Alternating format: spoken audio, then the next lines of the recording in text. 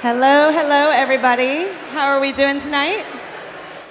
We're going to go ahead and get started, so I'm going to ask you to stop these fascinating conversations, but you can pick them back up at the break.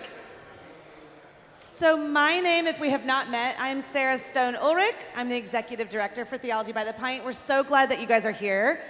We've got some new faces, so let me tell you quickly, Theology by the Pint, we've been doing this for about 10 years now. We get together once a month and we tackle a different question. Sometimes the question are more kind of in-house conversations within Christianity. Sometimes they're engaging more with what's happening in culture.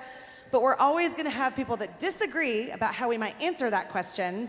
They're going to come up here and they're going to talk. And then our panelists also kind of all disagree so that you can hear different ideas and perspectives and different people's arguments and counter-arguments in real time and engage by texting in your own questions. So the idea is that this is for everybody. It's for people that have been Christians their whole lives. It's for atheists. It's for everyone in between, because we know we have people all across the gamut of faith that come to our events. So this is a place to wrestle and doubt and ask really spicy, juicy questions, maybe get them answered, but at least get the thought process going, right? So I want to just make a couple quick announcements, and then we're going to get into it. Sound good? The first one is, does everybody here know that we have a podcast? We have a podcast called Theology on Air. So if you're a podcast type person, or if you want to be a podcast person, check out Theology on Air and give us a listen. It's a lot of fun. Let's see. You guys probably already have discovered the joy and the beauty of the red cup, blue cup system. But if you haven't, let me urge you to make use of it. We have had not one, but I do make them stand up a lot, but multiple people meet and get married, find love through the red cup, blue cup. So when we take our break, well, let me tell you right now, the bathrooms are behind here. So if you have to go to the bathroom during, it's going to be awkward, real awkward, because you're going to have to go through that door and walk up here while people are talking. And so at the break, you can use the restroom, you can get another beer, but you can also look for love. So find someone else that has a blue cup and make the magic happen. Okay, be brave. You can do it. I also want to call up Evan McClanahan. Is he even remotely? Oh, he's down here. I want him to welcome you to his church, and then I'm going to, if you want to tell them about this, great. If not, I will. So, yeah. Hi, I'm Evan McClanahan. I'm the pastor of the church here. Thank you for coming out tonight and for not spilling beer in my church. I really appreciate that. Because I know you haven't, and I know you won't. So you might have heard me on the podcast as well. So if you don't listen to the podcast, shame on you. You should be doing that. You need to be liking us and subscribing and get our numbers up so we can beat the algo, okay?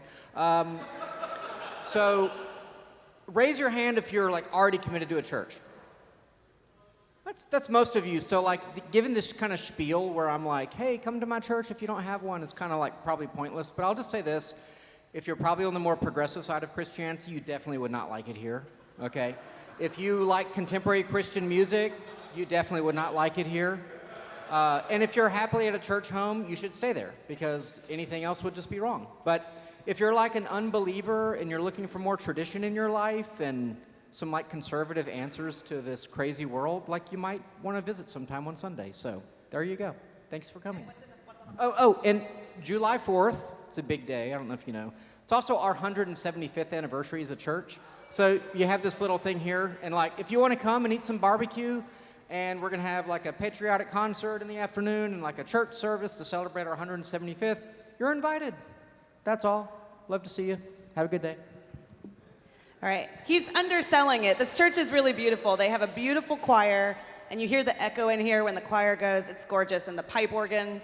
If you came last June and worshiped here, you know the sound of the pipe organ filling the space. It's lovely. So lovely. I got married here last summer, so yeah. I know. They were nice enough to have my colors on the pews. So nice. Anyway, okay. We like to start all of these shindigs with something we can all agree on, which is trivia, before we start disagreeing about everything else. So I'm going to do a little bit of trivia, and I'm going to ask, Nick, would you come stand up here with me just to help me see who raises their hand? It means you can't win, but, you know, it wouldn't be fair anyway. All right, I have 3 questions. The deal is you wait till I finish the question and then raise your hand. Nick's going to help me. If you raise your hand before the question's over, we shame them publicly. And then, that's a joke. We don't really do that. Okay. Realize we're working with a new crowd here tonight. They're like, is she serious? Okay. First question. One verse that's often misquoted referring to tonight's topic is 1 Timothy 6:10.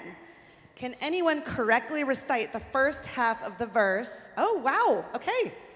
Stand up. Say it loud and proud. I was going to give a hint, but dang, girl. That's it. Yes, come on up and get your glass. By the way, no one ever quotes the second half of that verse. Come on up. Oh, I'm making her hobble up. Oh, you poor thing. Here. She gets a pint glass. If you already have one, talk to me later. We'll figure something out. Okay.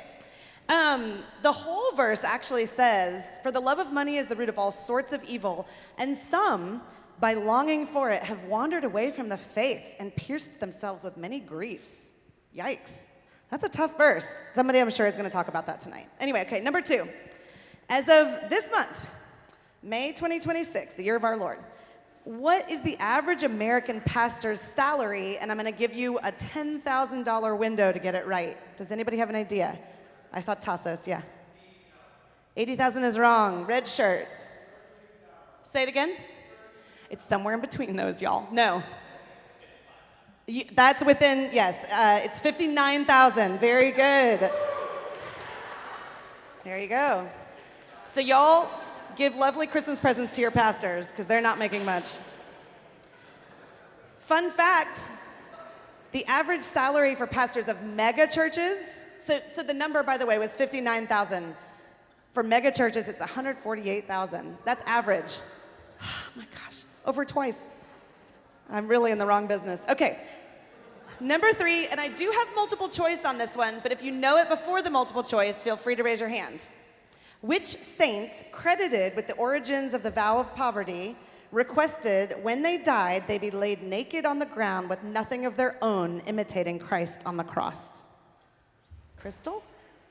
It is St. Francis of Assisi. Yes, it is. Come on up, lady. All right, and do we have, I think we probably have multiple Daniels in here, but one of the Daniels won the trivia on the social app. Is that Daniel Greer again?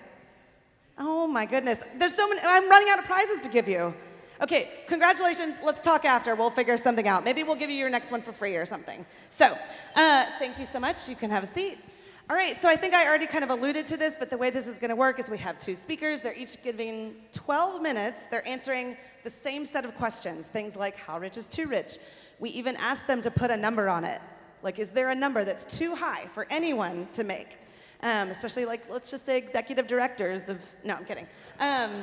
While they're talking, if you have questions for them, you can start texting those into this number. And in the second half of the night, where things get really fun, we're going to have our whole panel up here answering the questions that you text in, and it's going to be a party. Sound good? All right, so I'm going to invite Matt to start us off. Let's give him a round of applause.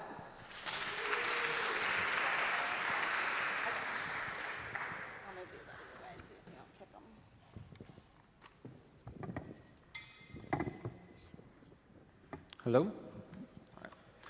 Hi, my name is Matt Stengel. I go to City of Refuge Church. I work as a software developer, and I'm married to my wonderful wife, Angela, who endures the problems of money with me, and I have 3 lovely kids, with the 4th on the way. All right, so I will start. Once there were 2 men going out late on a dark but starlit night. One man was wealthy, and he rode comfortably in his carriage with lit lanterns to help light his way. The man felt safe, for he could see what was around him and did not fear the dark or the unknown. The other man was poor and could not afford lanterns to help him see at night. The dark was much more unknown because the poor man could not drive it away. Yet, precisely because the poor man had no light of his own, he was able to see the stars. This is what wealth is like. It gives us prosperity and good days. Everything seems so satisfactory, so pleasant, so comfortable for the wealthy. But what is missing is the view, the prospect of the stars. In the time I have, I want to make 2 claims. First, that wealth ought not to be sought after, and second, that Christians ought not to save up the earthly wealth. While there is no amount of wealth in and of itself which is condemnable, I want to argue for the superiority of the simple life, for it is the life with the best prospect of the stars. When reading the Old and New Testaments, there are certain differences which jump out to us. Perhaps nowhere is this perceived difference more evident than in the topic of wealth. The Old Testament generally regards wealth as something good, dangerous, but good. When we come to the New Testament, the positive associations we have with wealth seem to disappear. Warnings and admonitions increase. Woe to you who are rich now, for you have received your reward. Come now, you rich, weep and howl for the miseries that are coming upon you. It is easier for a camel to go through the eye of a needle than for a rich man to enter the kingdom of God. Is this difference merely perceived, or is there a real difference? I want to argue that the difference is not only perceived, but is a real difference. Something major has changed regarding wealth with the inbreaking of Christ's kingdom and the coming of the Holy Spirit. In the Old Testament, wealth comes as a covenant blessing. It is a sign of God blessing the people He's set apart and chosen. A significant part of this blessing was earthly wealth. They were given a land flowing with milk and honey. They would have abundant crops, silver and gold, and would be healthy and have no miscarriages. Each man would live under his own vine and fig tree. These earthly blessings were particularly fitting for the old covenant blessings, where wealth served as a sign which God used to confirm His covenant. The wealth that Israel was to be blessed with came as a gift from God, but it also came as a consequence of faithfulness. If Israel was faithful, then God would bless them with abundant wealth. If they were unfaithful, then God would remove the wealth from them. While wealth was a blessing from God, it was also a great temptation.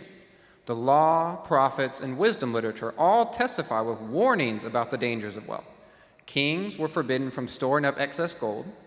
Wealth routinely is used for the sake of oppression, and it is spiritually dangerous. In a proverb, we are told that to have extremes of either wealth or poverty is a temptation seemingly too great to overcome. Give me neither poverty nor riches. Feed me with the food that is needful for me, lest I be full and deny you and say, who is the Lord? Or lest I be poor and steal and profane the name of my God. Wealth tempts us, because when we're wealthy, we're likely to deny God in our prosperity. The wealthy can tend to think that they have what they've gotten by their own hard labor, thriftiness, and brilliant schemes. Since wealth seems to provide enough for them, God is seen as little more than an afterthought. In the Old Testament, wealth was ambiguous. It was a tremendous blessing given to the people of God, yet it was also a great temptation, one which is strongly connected with idolatry, injustice, and a rejection of the Lord. With Jesus' life, death, resurrection, and ascension into heaven, a variety of changes have come into the world. One of these is we've moved into a greater state of maturity. We were once children, but now we've been adopted as mature sons and daughters into God's family. We are predestined to be conformed to the image of God, which is Christ. We are all of us to be presented as mature in Christ. This maturation changes how we relate to earthly wealth. When children are small, they need immediate reward or discipline. If you wait a day to either reward or discipline a toddler, the point you're trying to make will be lost. They need immediate feedback. As we grow older, we're better able to wait and receive our reward with delay. Now that we're in the maturity of the new covenant, we're also to have enough maturity to wait and receive our rewards. We're not little children who need immediate rewards. We can wait, perhaps until our death, to be vindicated and rewarded for our labors. Wealth in the Old Covenant was mostly earthly wealth, yet for us, the nature of true wealth has more clearly been revealed. There is no wealth but life with God, eternal life, the treasures we can store up in heaven where they will not rust and moss will not consume. These are the true treasures we are to seek. Earthly wealth is no longer something which will be given to God's people as a covenant sign. Instead, they are to be rewarded abundantly with heavenly treasures. Because of this, and because of how great a temptation is, earthly wealth ought not to be sought after. The restriction on attempting to accumulate earthly wealth can be seen by the difficulty we have in praying for it. If we're to pursue earthly wealth, then we ought to be able to pray for it. Yet here we run into a problem. For the pursuit of earthly wealth, beyond what we need, is in opposition to the petitions of the Lord's Prayer. First, we're called to pray for our daily bread, a petition which harkens back to the daily provision of manna in the wilderness. When we pray for bread, we're praying for the strict necessity of what we need to live on. We're not asking the Lord for luxury or wealth. Bread is sufficient. Second, we also run into troubles with the petition, lead us not into temptation. How can we simultaneously pray with integrity for God to grant us wealth, which is one of the greatest of all human temptations, while also praying to be led not into temptation? We also have the words of St. Paul to Timothy and the words of Jesus, which were in counter to the desire to accumulate earthly wealth. So I'll read 1 Timothy 6, but a little longer even. St. Paul writes that those who desire to be rich fall into temptation, into a snare, into many senseless and harmful desires that plunge people into ruin and destruction. For the love of money is the root of all kinds of evil. It is through this craving that some have wandered away from the faith and pierced themselves with many pangs. If this desire is a snare which plunges us into ruin and temptation, and has led many to wander away from the faith, why would we pursue wealth? Furthermore, Jesus tells his disciples, "And do not seek what you are to eat and what you are to drink, nor be worried. For all the nations of the world seek after these things, and your Father knows that you need them. Instead, seek his kingdom, and these things will be added to you." A second claim I want to argue for is that Christians ought to reject savings and insurance. To accumulate these two ultimately stems from a lack of trust in God. Jesus tells his followers, you cannot serve God and money. You either hate the one and love the other, or be devoted to one and despise the other. Who do we serve? Everybody's got to serve somebody. Do we love and serve God, or do we love and serve money? One way you can tell is that you will hate the other. Do we hate money? Is there any sense of the word hate in which we can say that? I think we ought to despise money and all its pomp and works. One way we do this is by rejecting savings. When we put money aside for the future or insure ourselves, then we're taking measures to guarantee ourselves against what might happen in the future. Faced with the uncertainty of tomorrow, we put some of our wealth aside so we don't have to deal with the uncertain future. This leads to one of the great dangers of wealth, which is autonomy. Storing up our wealth for the future leads to the illusion, and it is an illusion, that wealth gives us control over our lives. It is the consistent message of the Old Testament prophets that trust is mutually exclusive. We trust either in God to protect us or in something else. There is no both and when it comes to trust. The prophets repeatedly warned God's people that they did not need to make alliances with other nations, and that to do so was idolatry. If God is capable of protecting them, then why do they need to make alliances? The same thing is true with our savings. If God is capable of providing for us, then why do we need to store up wealth just in case something goes awry? Do we not trust that God will provide for us? Seek first the kingdom of God and his righteousness, and everything we need will be given to us. This is a promise from our Savior himself, and no greater authority exists. Trusting in savings and insurance may be fine for the non-Christian, but for the Christian, it implies defiance towards God. When we save, we're saying God is either untrustworthy in directing our lives or that he has bad intentions towards us. It could be said, as a counter, that God doesn't reject human means, and for us to reject the use of savings is instead to tempt God, and that it's possible to save money without trusting in it, but instead trusting only in God. I don't find these to be good objections. The best we can say is that God directs our lives for good despite our precautions and savings accounts. Of course we can use human means, but we're not to accumulate means whose main purpose is to trust them. The function of savings and insurance is to guarantee our future by protecting against the uncertainties we will face. If we don't trust our savings and insurance to accomplish this, then why do we use them? If we have them, we trust them. That's the logical conclusion. Accumulating savings and insurance flows out of a lack of trust in God and ought not to be done. When we save our wealth, we're also being bad stewards. We're like the steward who buried their talent in the ground instead of using it for his master's kingdom. Wealth is meant to be circulated and used for the building up of the city of God, not stored up and invested in companies which build up the city of man. When we circulate what we've been given, then we are being good stewards and storing up true and lasting treasures, the ones that don't wear out. When we store it up for ourselves, we're only keeping our treasure for ourselves. To reject savings is to live into our calling to be mature Christians. It takes a mature faith to trust that God will provide for us, regardless of the circumstances we find ourselves in, or if we liquidate our retirement to give our wealth to the poor. Can I guarantee that things will be fine if you do that? No. But neither can I guarantee things will be fine if you don't. Two things I know for certain. One, that each of us will die regardless of whether we're rich or poor, and we cannot take anything with us. Second, that we have Christ's personal word to each of us, that we're worth more than a sparrow whom God feeds and protects, and that God will take care of us if we do indeed seek first after God's kingdom. So why does this conversation matter? It matters because the pursuit of wealth has caused many to wander away from the faith. It matters because eternal life itself is more difficult for the rich. It also matters because a failure to trust in the Lord hinders the church. It may well be that once we repent of our misplaced trust in riches, the Lord will renew his church. So in closing, I'd like to end with a short story. There was a captain of a great ship which was laden with treasures, gold, jewels, strings of pearls, and various other precious items. Suddenly, the ship hit something and began to sink. The crew began to abandon ship and escape with their lives. The first mate comes and pleads with the captain to leave. The captain refuses because he does not want to abandon his wealth. He sits down in his chair and piles the gold, silver, and jewels on top of himself. As the waters cover him, he stays covered in his treasures and sinks to the bottom of the ocean with the ship. If we refuse to share our wealth while we're living, we are in danger of becoming like the captain who drowned, covered in his gold, when eternal treasures wait for us, if only we would let go of our wealth. Thank you.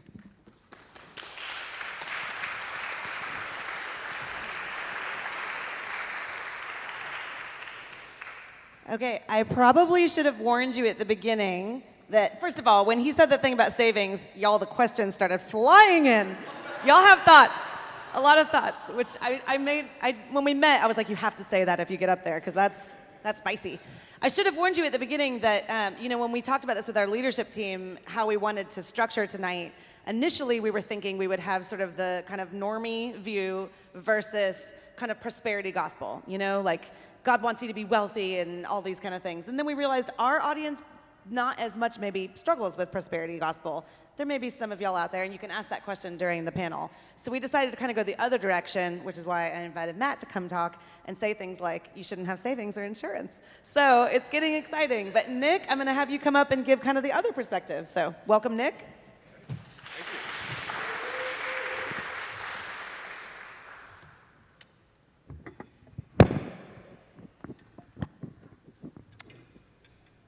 All right.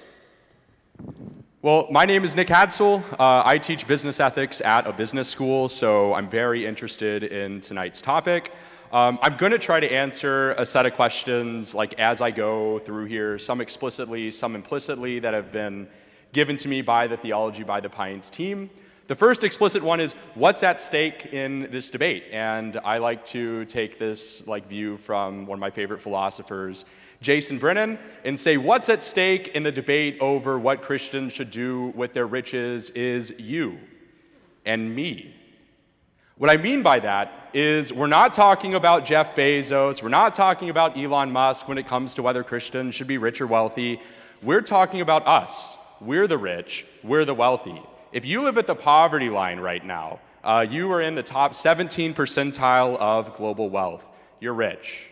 If you make $45,000 a year, you're in the top 10 to 5%. And if you make any more, you're living high and by. And hey, even if you live at the poverty line, you're in the top 1% of global wealth. There are generations of kings before you that say, man, I would salivate at the quality of life that these people have. It's not going to be the case that their kids are going to die before they get to 5 years old. It's not going to be the case that they have more than 6 shirts, which is something that kings used to flex about. We're the rich ones. So when we're trying to think about what's at stake, some people are like, oh yeah, I'd like to be rich. No, we are rich, right? So that's what's at stake here is our economic activity. And here's the thing, my position is, I think it's perfectly okay to be rich. My view is it's not sinful to become rich. And in fact, I want to say that most Christians should probably strive to become richer than they are. I think this for 3 different reasons. One, a lot of the negative passages in the New Testament take place in a really significantly different context from our own. And when we factor that in, we don't get these really negative views about wealth that most people have. Most of your pastors will tell you. I don't think it's correct. The second reason, which is more positive, is that becoming wealthy is actually really good for other people, especially the poor that we're really concerned with in these debates. And then the third reason is that, of course, being wealthy and rich is good for you. What's not to love about it? I mean, there's some things you could say you shouldn't love about it. We'll talk about it, okay? But that's the preview, okay? So I just want to say up top, a lot of the stuff that I'm talking about tonight are pulled and adapted from a couple of really good books I highly commend. One is aptly titled Why It's Okay to Want to Be Rich by Jason Brennan. Another one's called Honorable Business by Jim Otteson. I commend them to you. You should read them. Most of what I say is going to be in some sense borrowed from those texts. Okay, so first reason is that a lot of the negative arguments against wealth in like the New Testament took place in a very different context from our own. Once we factor that into account, we don't get these really negative views of accumulating wealth. So the general distinction I kind of want to like have here is that back when Jesus was teaching, the economic system then was mostly extractive.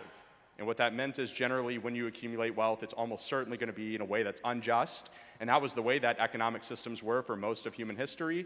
But now we're at a point where our economic systems are cooperative, where generally, yeah, there are some bad ways people accumulate wealth, but generally it's actually pretty good, it's pretty just, right? So here's what I mean by the first one. This one's extractive over here. So think about like Rome, think about Egypt, right? They built a bunch of really beautiful stuff. They have these beautiful aqueducts in Rome. In Egypt, they have these really beautiful pyramids. How do you think they did that? Do you think that the pharaoh was like, let's get on ZipRecruiter. Let's see if there's someone out there that can build us a really nice pyramid? No. They found these people and they're like, we will kill you if you don't build this pyramid for us. And in return, we'll give you like a couple grains of rice. Go like die many decades before you were supposed to, doing backbreaking labor so that I can enjoy my pyramids. That is how, generally for most of human history, people became rich. There were 99% of people were illiterate peasants, and rich was concentrated among a select few that could just yoink their wealth from them. This was the case for like a lot of Roman officials. Zacchaeus, the tax collector. Zacchaeus was like merely a tax collector in the sense that like Tony Soprano was merely involved in waste management. He was a gangster, right? And so when Jesus says things like it is easier for a camel to enter through the eye of a needle than it is for a rich man to enter the kingdom of heaven, yeah, like first century readers were like, that'll preach. That seems correct, right? Because they're not just stealing wealth from people, they're also sitting on the wealth. It's not like today where you put money in the stock market and it like positively does stuff. They just sit on it, they do nothing with it, they accumulate idle wealth just to accumulate it. They die, right? Think of like the person who, in the parable of the talents, they bury their talents. That's really bad. So they extracted wealth, they yoinked it from people mostly, and that's why most people were living in abject poverty and a few kings were sitting high and by. So of course these passages are going to speak really negatively of people getting wealthy. Whereas today, that's not really how we get wealthy. Case in point, we're all rich. We weren't doing extraction. Some people try. Noah White tries. We all stop him. But yeah, that's not how we become rich, right? Here's the way that a lot of people become rich. We'll take Noah White again, right? He goes to a Montrose coffee shop and he's like, I'll pay $35 for an 8-ounce cup of coffee. And the barista says, oh, well, that's great. Look, I value your money more than I value keeping this coffee, and you value the coffee more than keeping your money. And so as a result of it, I'm better off as the barista, I get your money, and Noah's better off because he goes and gets his coffee, and then Noah leaves, he goes to his job, and he offers his labor and services to employer. Boom, another positive sum transaction. Everyone's getting wealthy, everyone's getting rich, right? That's generally the way, and keep in mind, generally the way people get rich now. I understand that there are exceptions and stuff like that. We can talk about it in Q&A. But the point of what I'm trying to say is there's a really important contextual difference between the economic system of the first century and the one that we live in now. I'm not saying it's the final word, but this is going to at least problematize the way that people read these passages. It's like Jesus is, like Stanley Hauerwas says, it's just clear and obvious. It's just so totally like straightforward that when Jesus says this, it means just automatically that being rich is sinful, that disciples of Christ cannot help but be threats to be in systems that are focused on like profit and wealth. I'm saying, I don't know. There's a really important contextual difference we should pay attention to. So that's the first kind of defensive reason. The second reason is that becoming rich is good for other people, even the poor that we're concerned about in these discussions. So one of the ways, actually really the main way that people get rich in free markets like ours is you create value for people, right? And your wealth is a rough indicator of how much value you've created for other people. If you're a broke art student, that's the market saying you're not making anything anyone likes. You're not helping any people. But if you're Taylor Swift, who kind of libertarians like Jason Brennan and Jess Flanagan are philosophers, they like to use her as an example because she's a billionaire. No one really seems to mind that. What did she do? She took a couple of chords together, lyrics that are borderline on looking AI generated before AI was even around, and boom, There's millions of millennials that are willing to take out parts of their mortgages to go to her concerts and listen to her music, right? She created value. Taylor Swift is better off because she takes like not billions, but lots of money, and you get access to all of her stuff, right? So she creates value, right? She's not like a charity case. She created something that people liked, and that's how she got rich, right? Jason Brennan, a bit more provocatively here, takes this and applies it to rich billionaires that people are less happy about.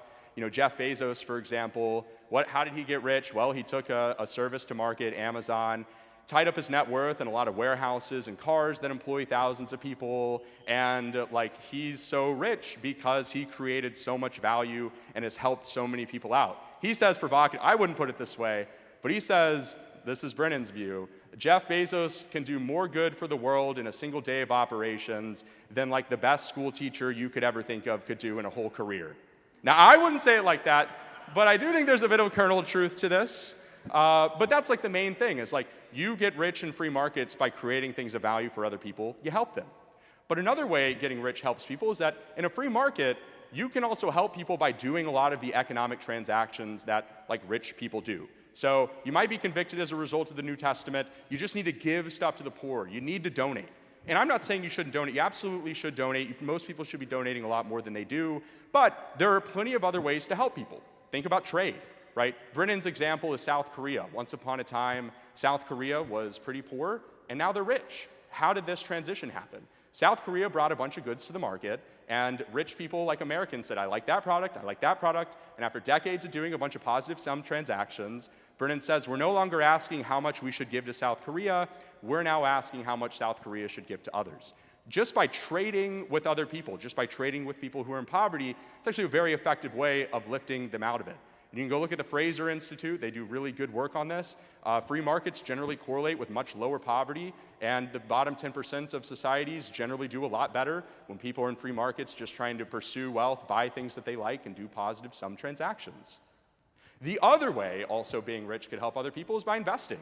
You might think, oh, there's the poor, I need to donate to them, I have $100, I should go donate to them. But Brennan says it's not actually clear that that's the right thing to do. You could also put that money into the stock market. That's helpful for other people, and then after years of compound interest, you have much more money to donate, and you can also still remain rich and buy all the cool stuff that you get by being rich. Speaking of that, my third point, being rich is also really good for you. I don't really have time to unpack this, it's a lot of empirical data, but the general idea is it's really hard to enjoy stuff if you don't know where your next meal is, if everyone's dying really early, or you're working too many hours, and money just correlates with much more leisure time, much more marital stability, much less working hours, much less infant mortality, more feelings of feeling respected, more feelings of being loved, more feelings of smiling. Money does a lot of really good stuff. There's studies that show that GDP strongly correlates with self-satisfaction, although I will concede America is a bit of an exception to that, but we're not going to talk about that. So that's that. Those are my three reasons. Now, I have several questions I haven't answered yet, so we're going to do a crazy rapid fire. Number one, should we tithe? Here's my view. I think American tithing is generally rich people giving some of their riches to already rich churches, and hey, that's going to do some good, but there are also children dying of preventable diseases around the world, so $100 to an anti-malaria foundation versus $100 to Houston's First, it seems like one's going to do a lot more good. So I don't think you're necessarily obligated or you're not doing anything bad by tithing, but you can donate elsewhere. Second, should we give everything away? No, trading and investing can also really help other people. See my second point. Also, it's over-demanding. You can sell all your stuff and move to a third world, but everyone knows we're not going to do that. It's not because we're selfish. I think we know in our heart of hearts that's not even required of us.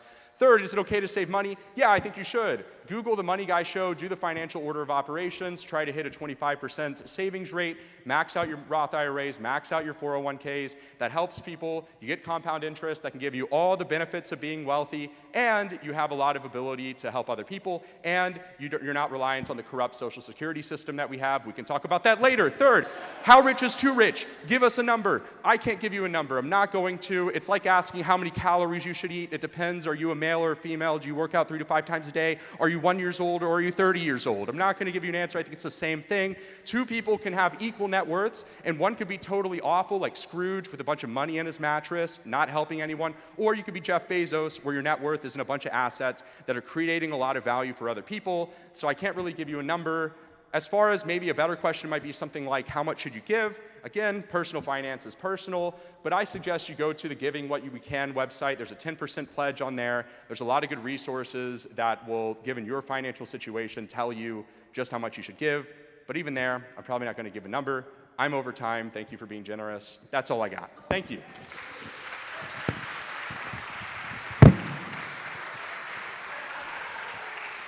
All right, well, I was a little worried that this topic wouldn't be spicy, but I think we're doing just fine.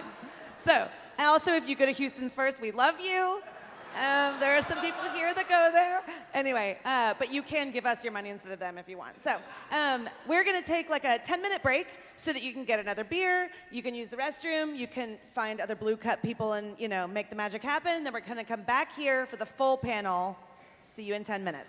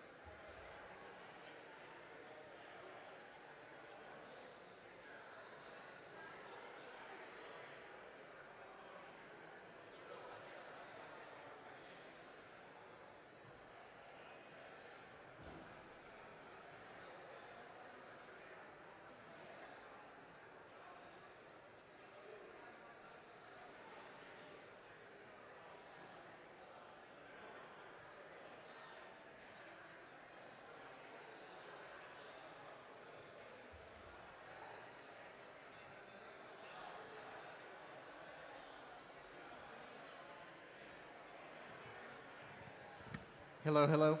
Hey, if anyone needs to use the restroom, you can also go next door. Just go out that door and through another couple doors. Sorry, thanks.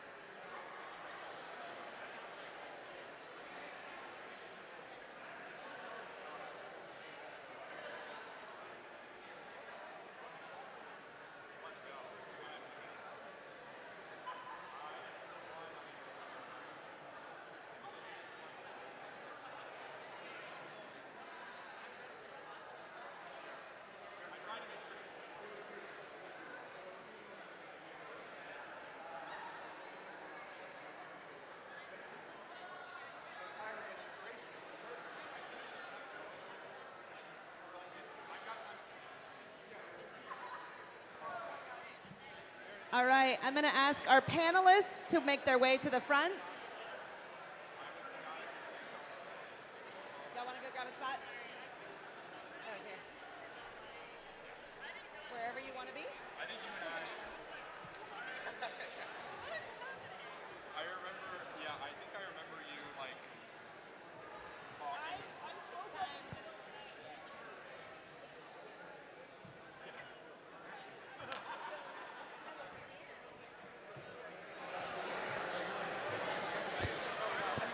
Yeah. All right, guys, we are going to get started again. So welcome back. Once again, we had more men waiting for the bathroom than women. So the men just took over the women's bathroom on the other side, which is just wild to me and hilarious. And it's about dang time. No, I'm kidding. Okay, a couple quick things about questions. I already have a bunch of questions in the queue, but if you want to have your question asked, it's more likely to be asked. You guys know the drill if you've been here before. If it's short, if it comes in sooner rather than later, and if it's an actual question, looking at you, Dawson. I'm kidding. Lots of people sent in stuff like, I don't think this is right, which is wonderful, but that's not a question, so we're not going to ask it. So that's kind of rules for you. Rules for y'all, you already know. We want you to answer the questions, spar a little bit, and be nice, but, you know, not too nice. I think we're going to start by having you all introduce yourselves, tell us how much money you make, whether... Actually, somebody texted that question in, and I didn't know if he was kidding or not, and I was like, I don't think I can do that. That's a joke. That is a joke. No, but tell us who you are, kind of where you're from, what you do, and then we will dive into these questions. Sound good? My name is Matt. I make around $130,000 a year, and I'm answering that because I think we should desacralize money, and so this is one way of doing that. No, you're right. So I think we have 3 mics. So actually, let's give Brandon one in the middle, and then you guys share, and you guys share, right? Wait, I get my own? Yeah. Awesome. All the power. Okay, but Nick, you have to share with Nick. Just hold on to it the whole time. Yeah. Hi, I'm Nick Hadsel. I teach at West Virginia University in their business school. I teach business ethics, and that's all I want to share about myself.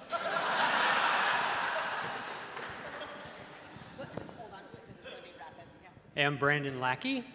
I work for National Christian Foundation, which is the largest Christian donor-advised fund. So I get to work day to day with really high-capacity, wealthy people, which don't judge me.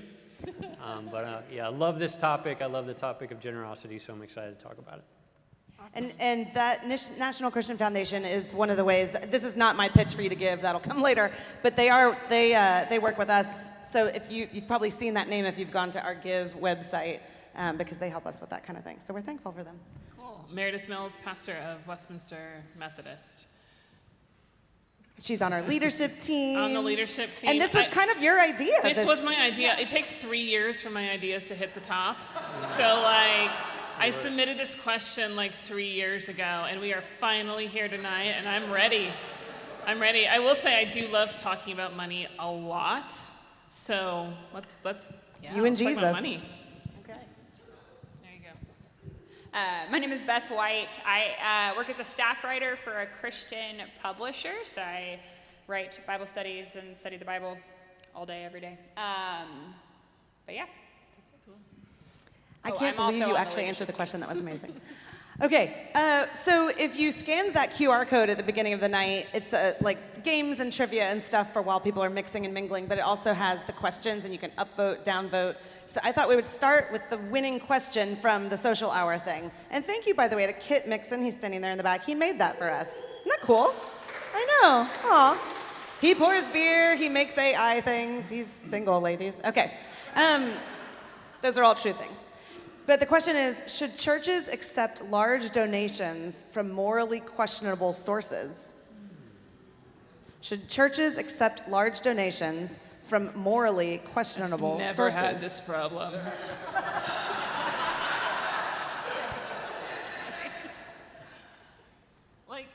Are there morally, people are giving large amounts to churches that are morally questionable?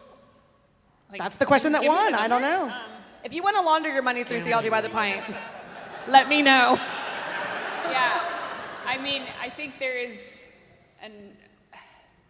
Like if the morally questionable donation comes with an ask or an expectation, I think that obviously should be turned down. But I think that's the only instance where it's not. If it's just money, then yeah, you can use that. So if I donate money and I say, oh, I want my name on like the pulpit, or I want you to like have a spot that says this is only for Sarah to sit or something like that. Yeah, I mean, I see that as morally questionable. Pride, idolatry, those kinds of things. So I think there are reasons you should say no to a donation. Yeah, just go for it. I think the answer is no. And so I think an analogy that jumps to my mind is the Old Testament sacrifices. Like there's a history that's associated with the sacrifice. And so if it's say blemished, or if it's just an illicit history, you're not allowed to sacrifice a stolen goat, for example. And so I think that's what my mind goes to. And churches should be wary of that. If it wasn't something allowed to be offered on the altar in the Old Testament, we should be wary of accepting it in the New Covenant. Okay, we had probably a disproportionate number of questions that came in from Matt, but you can all speak to them. But several of you guys made the analogy with a seatbelt, wearing a seatbelt. So I'm going to read 2 of these just to give you an idea where they're going, and so you can answer, but then other people can weigh in. If I don't want to be a burden when I'm old, let's not pretend Social Security will cover. Is praying and trusting God literally for daily bread his suggestion for when we get to the point where we can't work and don't have 3 to 4 kids to hopefully take care of us?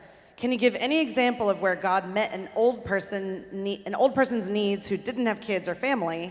Does he buckle up his kids, or does he trust that God will protect them in or from a crash? That's really long. It's several questions. So I'll read the other question that's similar, and you can pick what part of it you want to answer. Should we wear seatbelts? Is that telling God we think him untrustworthy? Or medicine? Is taking medicine an indication that we do not trust God? Should Timothy not take a little wine for his stomach? Nice reference to wine. After it all, lest he lack faith. That was a lot. If you want me to read one of them again, I can. Okay, well maybe start with the whole seatbelt analogy, because I think that's apt. And several people sent it in, like, do you wear a seatbelt? Because that's an insurance of sorts, you know? Yeah. So the question is, do I wear a seatbelt? Start with that, yeah. Yes, I do wear a seatbelt. And then the question is this, how does this compare analogously to my forbidding of savings and insurance? That's basically the question. Trusting God in saying, well, I don't need insurance. A seatbelt is an insurance of sorts, you know? Yeah, so I do think there's a bit of a zero sum in savings and insurance that does not apply with a seatbelt. I either have a seatbelt on or I don't, whereas when I'm spending money on saving it, I could be giving that to someone else. So I think that for me is the disanalogy between the two, and the same for insurance. Because when you're saving up money, you're also, and so I did have a critique in multiple parts of savings. One is, which I think there's a question about the parable of the talents later, but one is also that by doing so, you're failing to circulate it, which is what it's supposed to do. So that's part of how I would answer. But it's a good question. And some of those questions will get addressed with other ones. I realize the first one was kind of long. This one, again, I'm going to read 2 texts that were similar, but it's aimed, at least the first one is aimed at Nick. Is he actually saying that the U.S. is not extracting wealth from other countries that are struggling by taking their resources at a highly discounted rate? Would he admit it if that were the case? And the wait. And then the similar question says, you guys, none of you used their names. Well, a couple of you did. Most people are like, for the guy that doesn't want us to save and to the pro-rich guy. Last time you were the hop. That's right. Yeah. Okay. Is the global economic system not significantly more extractive than you say? The vast majority of our clothes, for instance, are made by people who are paid little to nothing in places of the world most of us will never see in horrific conditions. Are we not then like Pharaoh, except in the fact that we do not see the people whom we exploit? Okay. First off, I would admit that that's true. I'm not that bad of a person, guys. I understand. Yeah, okay. Just wanted to say I would admit it. Okay, so there's a question about whether or not the American economy is extractive toward other economies or other people in other countries.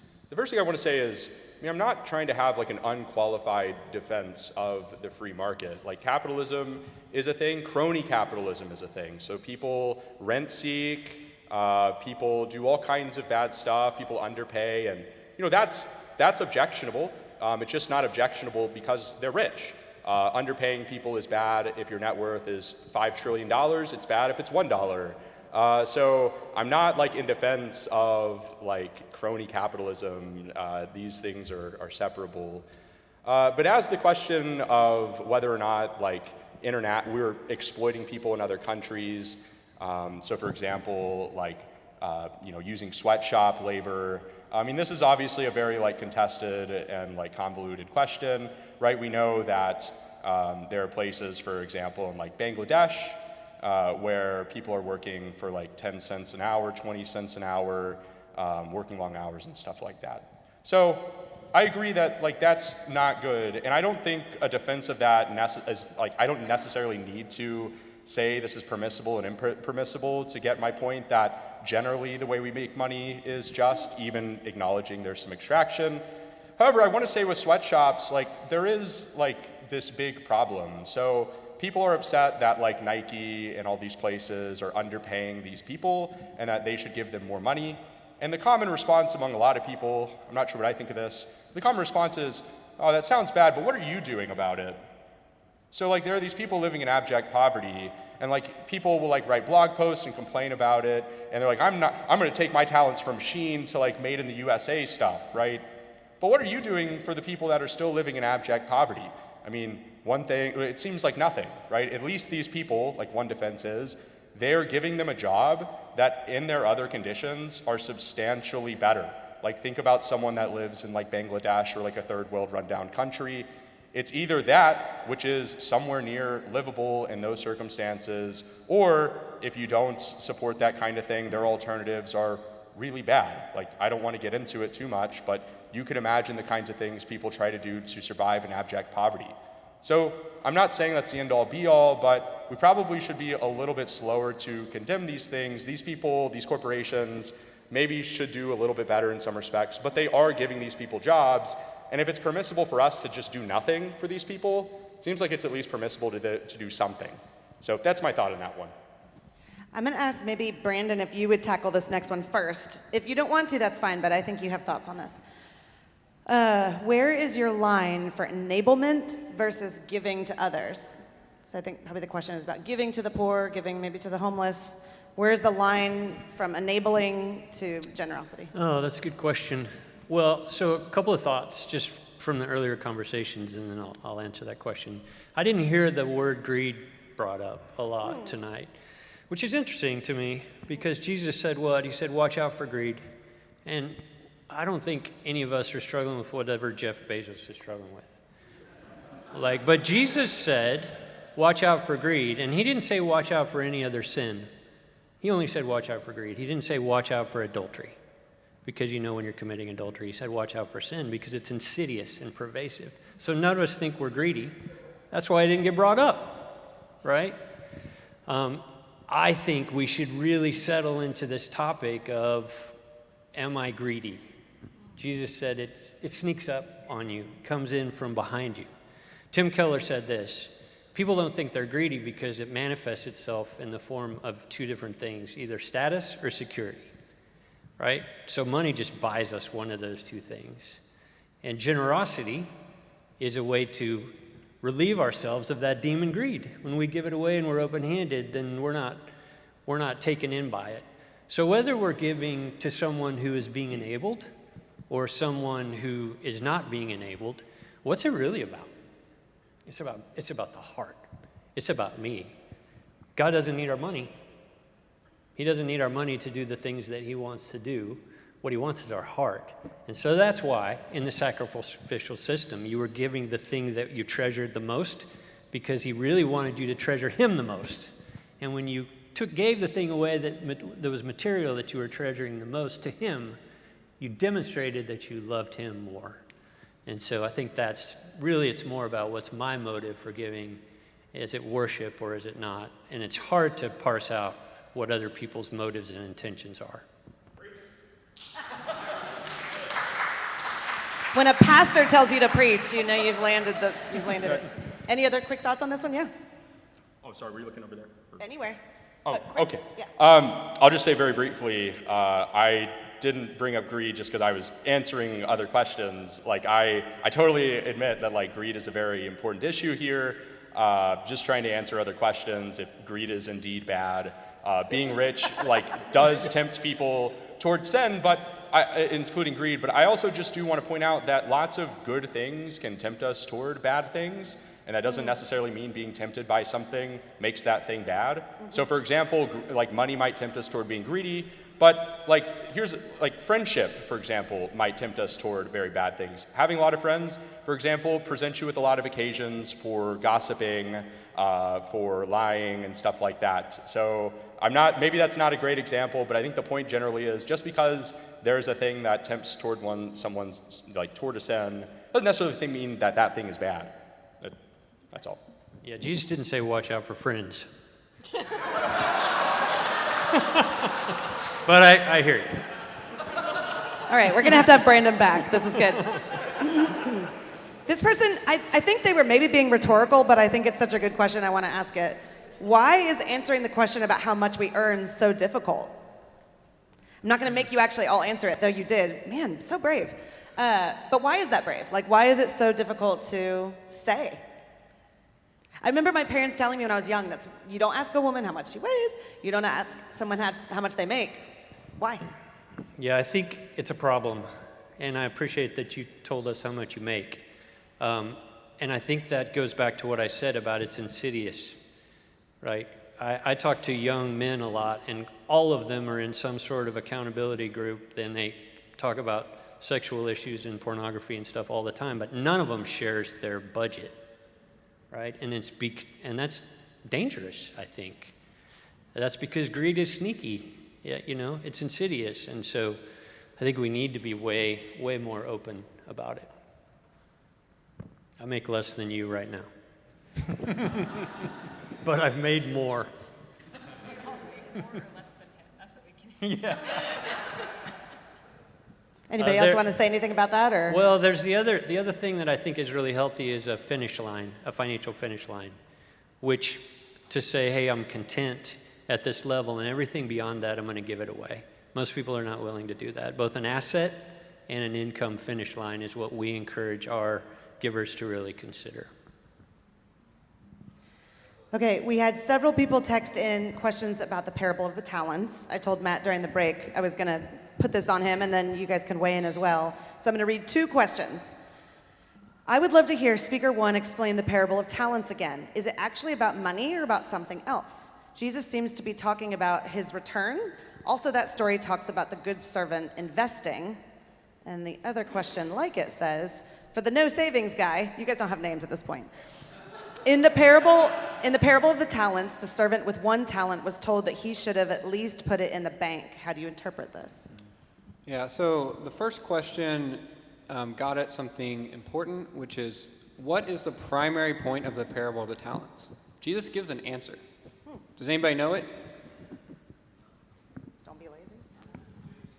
It is that the kingdom of God is not coming soon. So whatever it is not, we jump immediately to make it a stewardship parable, but I think that should prompt us or slow us down, the opposite of prompt. It should cause us to slow down before we immediately jump to, this is tell me how I ought to use my talents, metaphorical, and money, and that being the primary purpose of it. So I don't know entirely what to make of the parable of the talents. There's also an analogy, similarity between Herod Archelaus receiving the kingdom that I don't know what to make of. But I do think it does apply to how we spend our money. And so the way I would understand stewardship is that stewardship is a very helpful concept because it gets across 2 important truths. One, that everything we have been given, we will give an account for to God. And the second is that it is for God's kingdom that we are stewards, not our own household, but God's kingdom that we are stewards of. I think when we lose sight of those 2, bad things happen. And so I referenced the 3rd man in the parable of talents, or the minas, burying his talent in the sand. And when I said you should not seek after wealth and you should not save, that comes with the idea that you should circulate what you do have.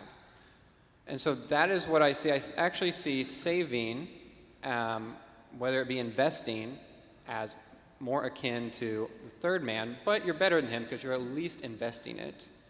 So you're not quite as bad, maybe, as the third man.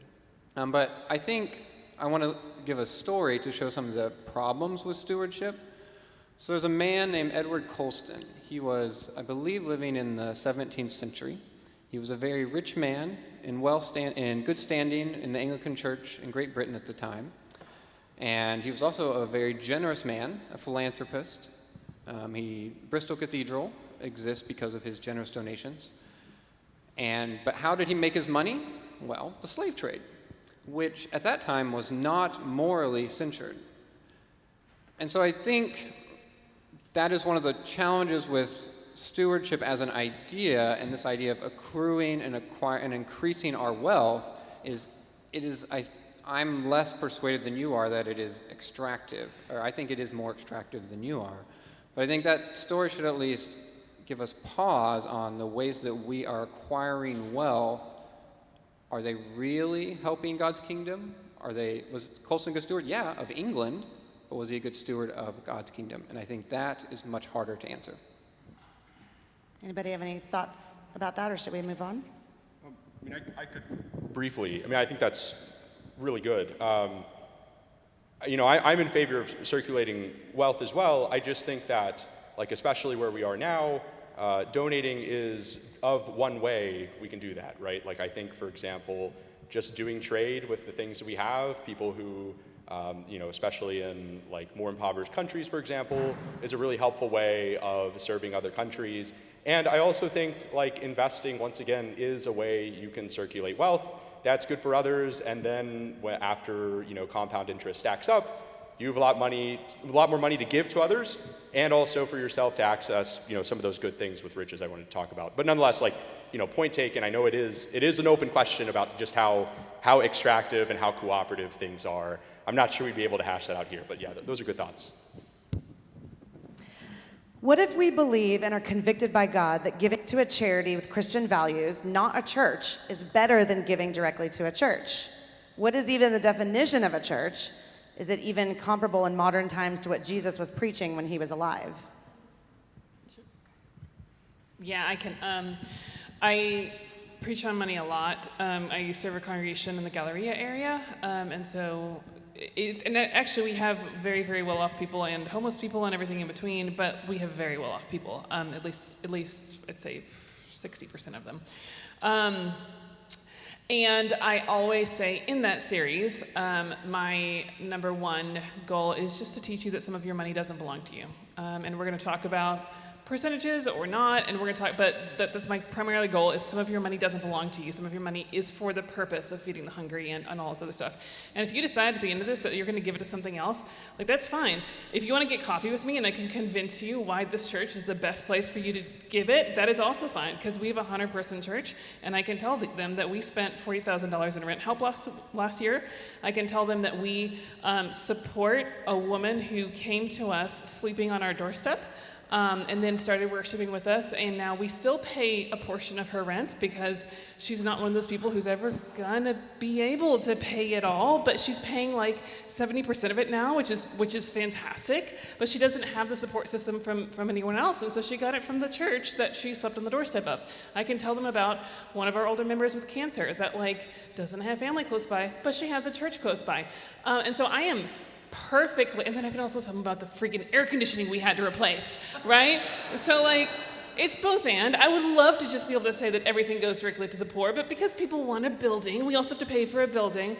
Because we're 100-something person church, everyone that I know of tithes to us because they know exactly where their money's going, and I want to assure you that those churches exist. For all of the news stories about churches embezzling and mega churches and whatnot, and I'm positive there are terrible stories of churches doing things with money.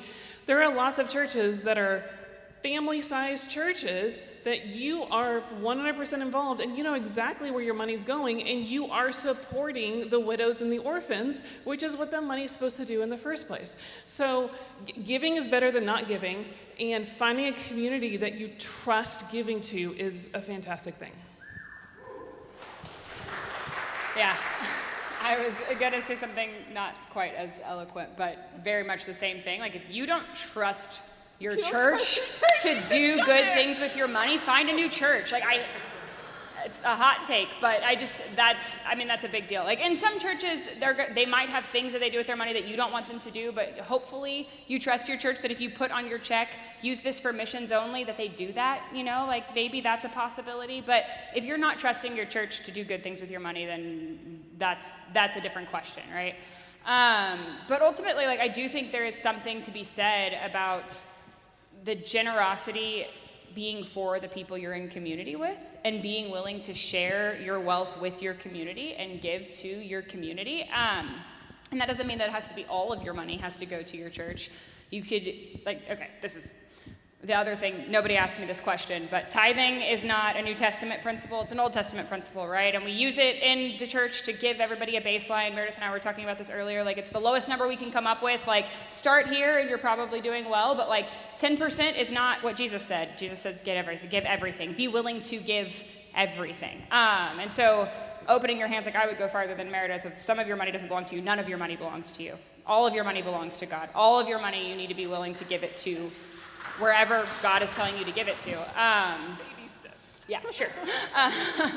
Whatever gets you there. I'm not a pastor, so I can say these things less directly, or more directly. But anyway, all that to say, though, I think that, like, you start with the 10%, but whatever you're willing to give, like giving to other donations, giving to other organizations, giving to nonprofits, whatever you find is great. But if you don't trust and you're not willing to give to the people in your immediate vicinity, then you probably should hang out with people who are less off than you and find ways that you can be generous to them outside of just throwing your money at them, like being able to actually give them relationships and give somebody a meal, bed to sleep in at night, a meal, like the things. So yeah, ultimately, like, you're not surrounded by people who you think need your generosity. You should go find some people who need your generosity. Okay, so speaking of churches and what they do with your money, this next question says, how do you wrestle with the Christians, I'm putting that term in quotes, they didn't, but I will, like Richard Copeland or other mega church pastors that preach prosperity gospel and then say that God wanted them to have a private jet, God wanted them to have a mansion, etc. I think the question is partly about the prosperity gospel, but also really about, well, someone that you do trust saying, God wanted me to have this. So there's something to touch on here, because I, like most people, am very condescending of the prosperity gospel, but I've also never been hungry. So like the prosperity gospel is the people who latch onto it are the people who have no hope. And it is very easy for like rich people to be condescending of the people who attend churches that tell them there is hope for you. So the last, I have no sense of time, I have 3 children, but several years ago I did a sermon series and it was 2 parts. It was the dangers of wealth and the dangers of poverty. And there are dangers on either side of that, and I think one of the dangers of poverty is you start looking for hope wherever you can get it. And if there's someone who looks like he's well off and he tells you, you do this and you will no longer have to pay those medical bills, you go for it, right? You go for it. And so I do think that there is I think it's gonna be rough for some preachers when they meet Jesus in that area. And so like, I'm not gonna say anything specifically about this particular example, but I do know that it's not just misusing wealth, it is preying on the people who have no hope and telling them to misuse their own wealth and giving them false hope about how that wealth actually occurs, which is like triple sin. I don't know if that answered the question. No, that's great. I have 2 questions that are very similar. Question for the first presenter: is it not your duty as a parent to leave your children an inheritance? How can a parent leave their children an inheritance without savings? And then someone asks, Proverbs 13:22 says, a good man leaves an inheritance for his grandchildren. How can this be done without building wealth or saving money? Right. So one thing to keep in mind of Proverbs is one of the aspects of Proverbs, it teaches you to also order things appropriately. So better, like Proverbs 15:16, better is a little with the fear of the Lord than great treasure and trouble with it. So this is putting things in their proper perspective.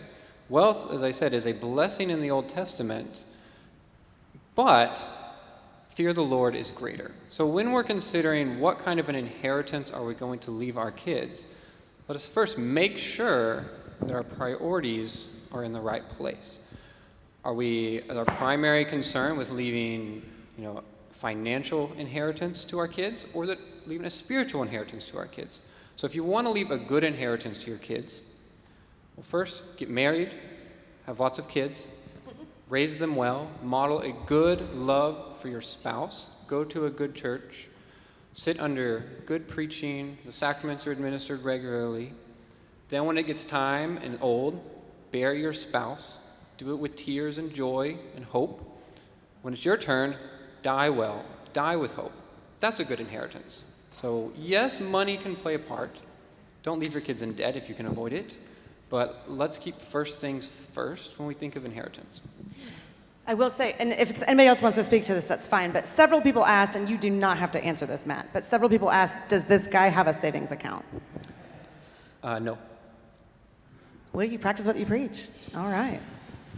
Okay, onward. I'll speak to that a little bit. Please. I'll speak to that a little bit. I think, that's the savings thing is a slippery slope. I mean, imagine that in Jesus' day, there were benefactors who were helping his ministry, who clearly had enough savings to fund what he was doing.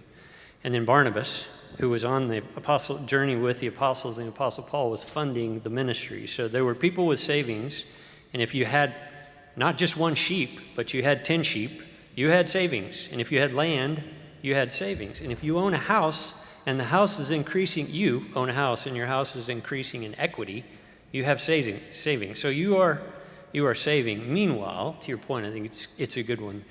Jesus said, hey, don't be anxious, because God has the capacity to take care of everything. Don't store up in your barns, because tonight, this day, your life is demanded of you, right? So that's always the balance in that. I'm probably closer than anybody here actually leaving inheritance to my kids.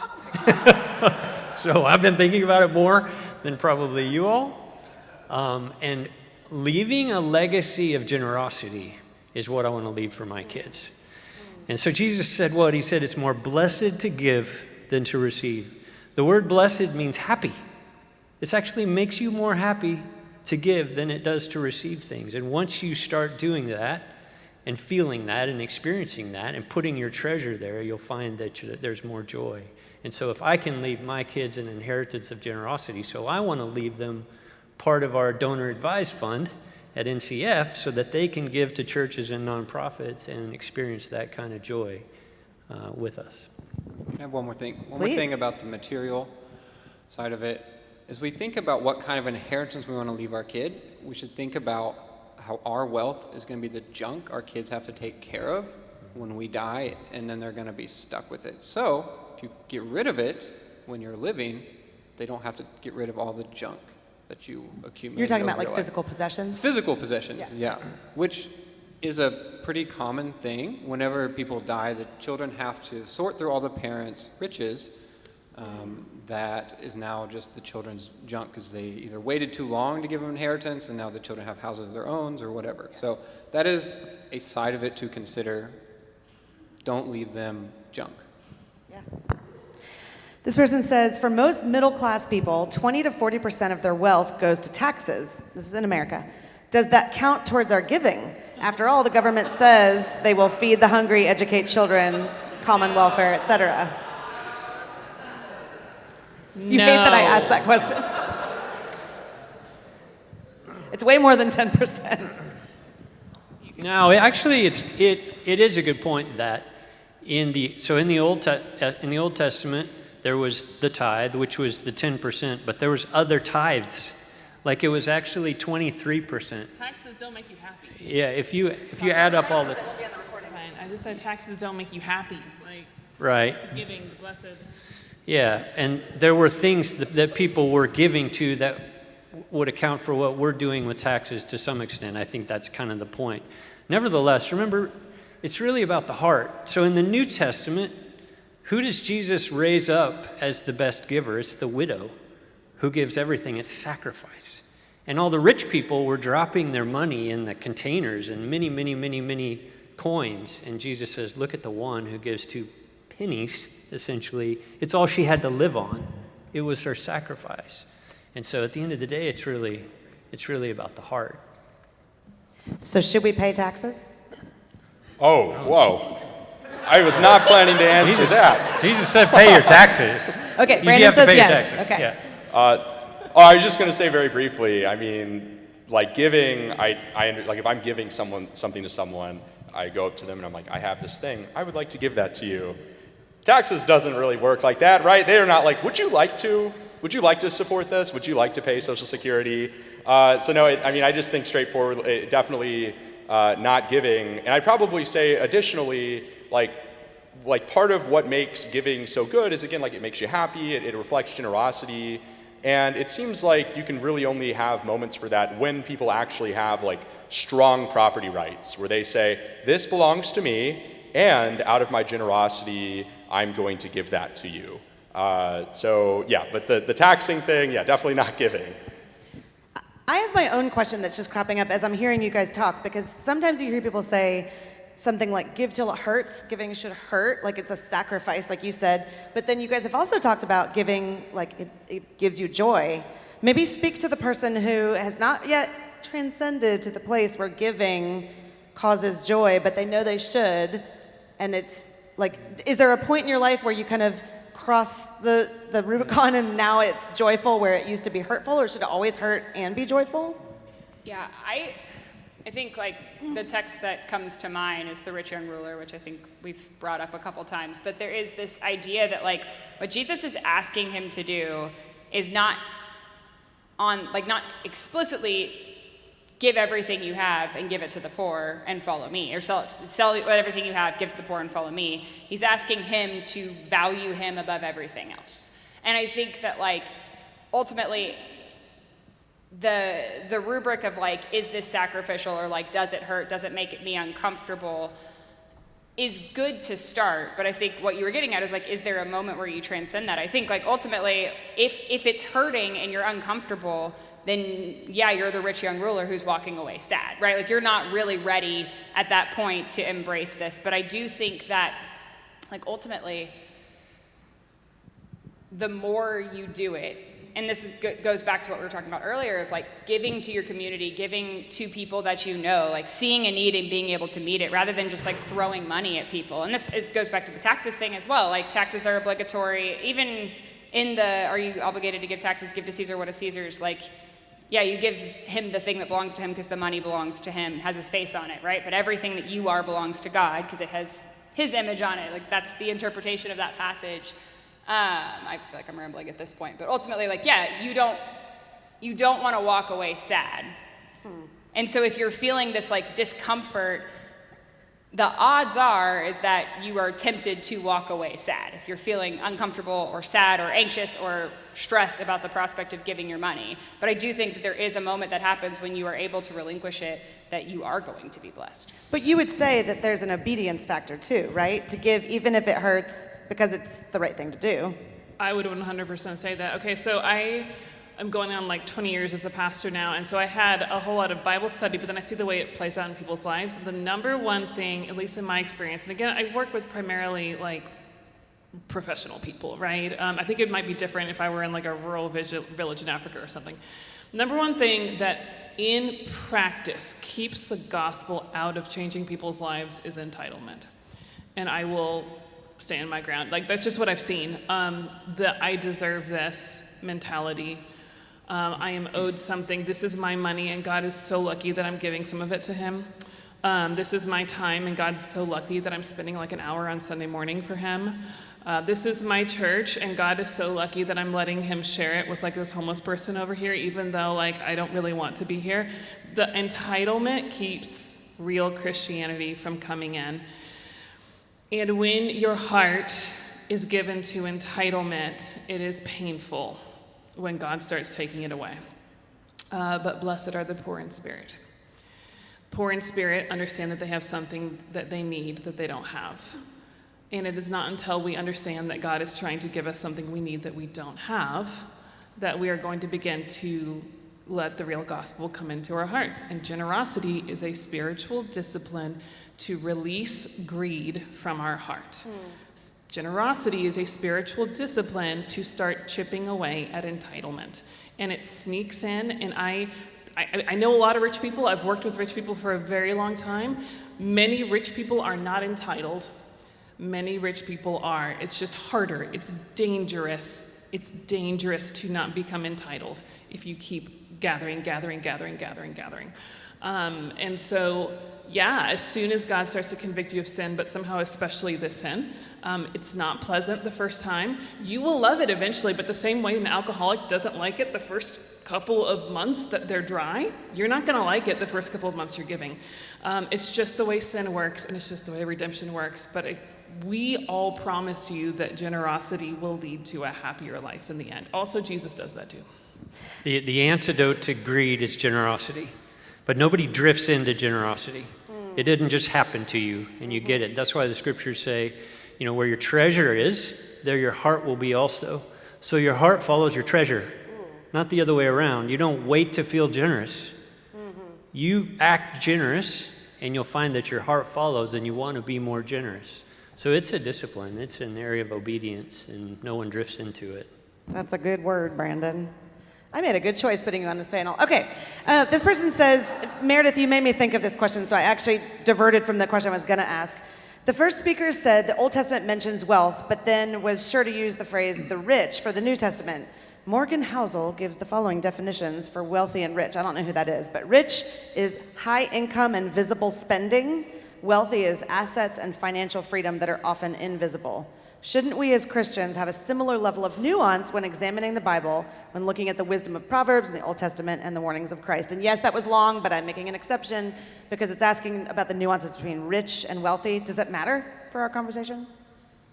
Could you repeat the, yes, just the definitions? The Housel thing? Yeah, I think that rich was is high income and visible spending. Wealthy is assets and financial freedom that are often invisible. I can show you if you're more of a visual person. That's true. Yeah, I think there's definitely something to that in the New Testament, but I don't think you can get around Jesus just warning about the dangers of wealth. I don't think you can play that deep of a word game. I don't think there's lots of rich people who were part of the New Testament. There are lots of rich people who were parts of the disciples, funded the ministry, all that kind of stuff.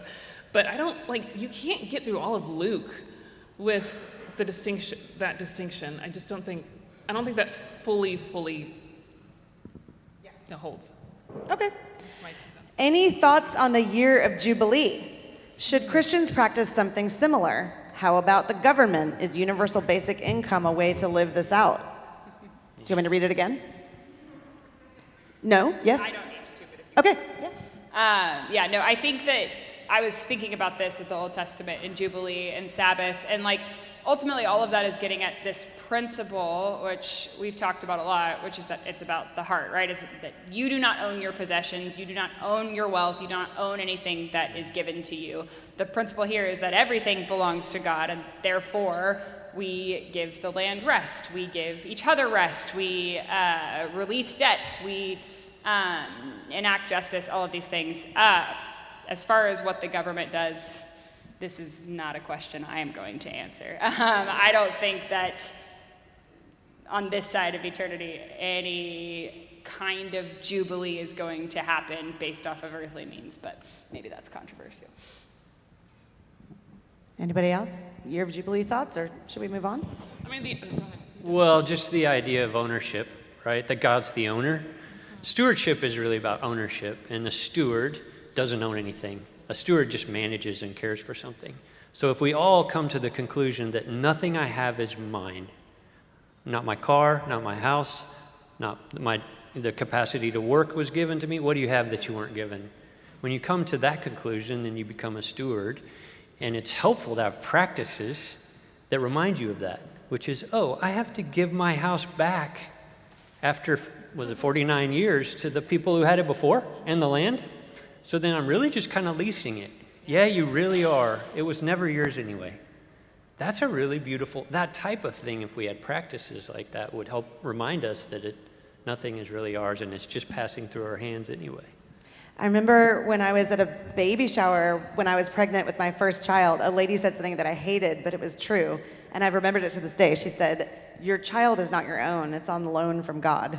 You made me think of that. Ooh, that's a hard word. But also, I own my children. No, I don't really. Okay. How much should Christians indulge in things like vacations, eating out?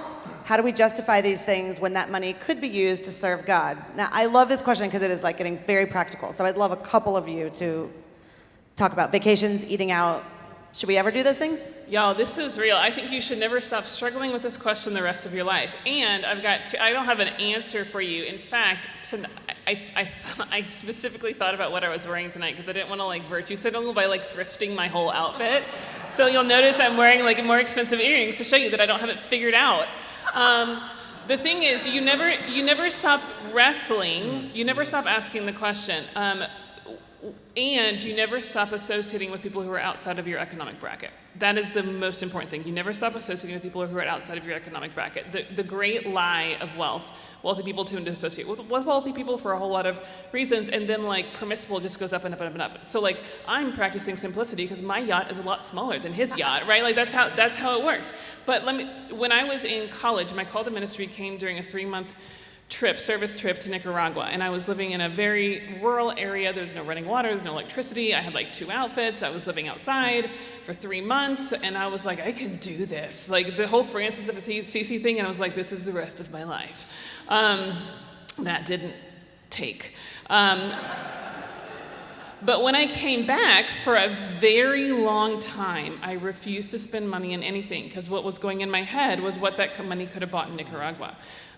Because everything was so cheap down there. And so I was funneling money down there because I was like, why would I spend this on this? Because $10 could buy like 10 meals down there. So like I had this perspective that was so tight with my money that I was not buying anything. And I do remember there was this moment, I was in a store and there was a pair of earrings, ironically, that was $7.